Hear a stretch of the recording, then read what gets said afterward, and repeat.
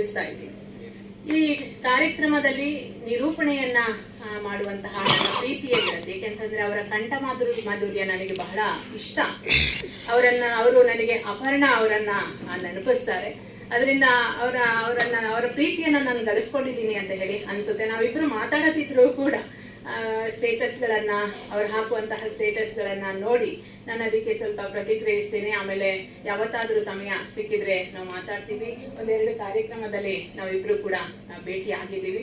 ಅಂತಹ ಪ್ರೀತಿಯಿಂದ ಅವರು, ನಾವು ಹೇಳಿದ ತಕ್ಷಣನೇ ಪ್ರೀತಿಯಿಂದ ಅವರು ಈ ಕಾರ್ಯಕ್ರಮಕ್ಕೆ ಬಂದಿದ್ದಾರೆ. ಅವ್ರಿಗೂ ಕೂಡ ತುಂಬ ಹೃದಯದ ಧನ್ಯವಾದಗಳು. ಮೊದಲು ನಿಮ್ಮೆಲ್ಲರನ್ನ ಕುರಿತು ಸ್ವಾಗತವನ್ನ ಮಾಡಿದಂತಹ ಶ್ರೀಮತಿ ಪುಷ್ಪಾ ಮೇಡಮ್ ಅವರಿಗೂ ಕೂಡ ತುಂಬ ಹೃದಯದ ಧನ್ಯವಾದ. ಹಾಗೆ ಪ್ರಾರ್ಥನೆಯನ್ನ ಮಾಡಿದಂತಹ ನನ್ನ ವಿದ್ಯಾರ್ಥಿ ಮಿತ್ರನಾದಂತಹ ರೋಷನ್ ಅವನಿಗೂ ಕೂಡ ತುಂಬ ಹೃದಯದ ಒಂದು ಧನ್ಯವಾದಗಳನ್ನು ಅರ್ಪಿಸ್ತೇನೆ. ನನ್ನ ಇಲ್ಲಿ ಪ್ರೀತಿಯ ವಿದ್ಯಾರ್ಥಿ ಮಿತ್ರರು, ಏಕೆಂತಂದ್ರೆ ಹಳೆಯ ವಿದ್ಯಾರ್ಥಿ ಮಿತ್ರರು, ಅವರ ತಾಯಂದ್ರು, ಪೋಷಕರು ಎಲ್ಲರೂ ಕೂಡ ನೀವು ಬಂದಿದ್ದೀರಿ. ನಮ್ಮ ಆಹ್ವಾನ ಪತ್ರಿಕೆಯನ್ನ ನೀವು ಸ್ವೀಕಾರ ಮಾಡಿ ಎಲ್ಲರೂ ಕೂಡ ಬಂದಿದ್ದೀರಿ. ಎಲ್ಲರಿಗೂ ಕೂಡ ಧನ್ಯವಾದಗಳು.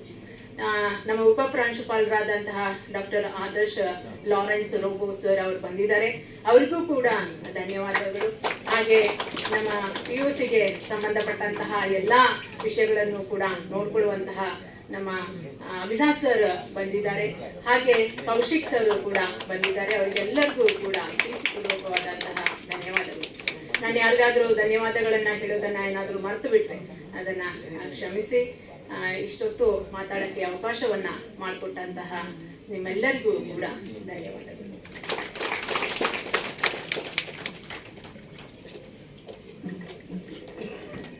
ತುಂಬ ಪ್ರೀತಿಯ ಧನ್ಯವಾದಗಳನ್ನ ಪ್ರತಿಯೊಬ್ಬರಿಗೂ ಸಮರ್ಪಿಸಿದ ತೇಜ SD ಅವರಿಗೆ ಧನ್ಯವಾದ. ಈ ವೆಂಕಟೇಶ್ KP ಸರ್